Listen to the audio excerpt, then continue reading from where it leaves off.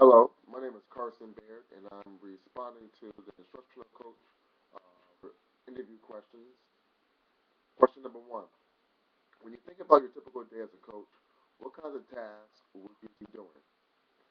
As a instructional coach, I see myself working with teachers, uh, having coaching conversations, demonstrating lessons, collaborating with professional learning teams, professional learning communities, discussing some strengths and weaknesses, problems that they may have or may be having, trying to help problem solve, and again, demonstrating lessons. Question number two: what are some qualities of an effective coaching conversation?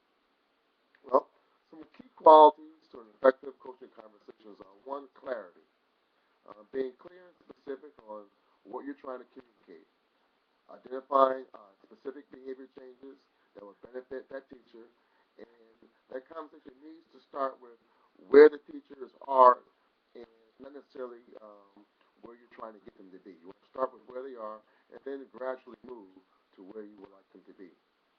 Another key quality in effective coaching conversation is compassion. Letting the teacher know that you're on the same side as them.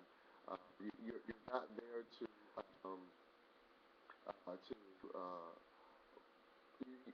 you're there to help them.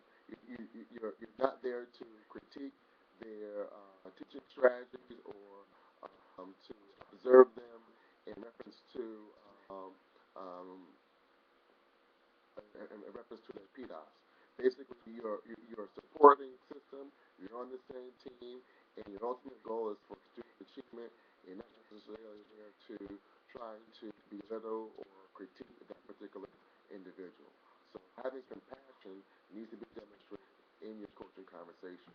Likewise, curiosity, listening to your teachers, listening to the educators. Coaching conversations, coaches should be doing more listening and less speaking, trying to hear what problems, trying to hear some strengths and some weaknesses that the teacher might be hearing, having, and then going from there. So you have to be curious. You have to do basically 90% listening and 10% talking, so you can hear what is probleming or what is giving that particular educator challenges or difficulties within their instruction. Last but not least, using data.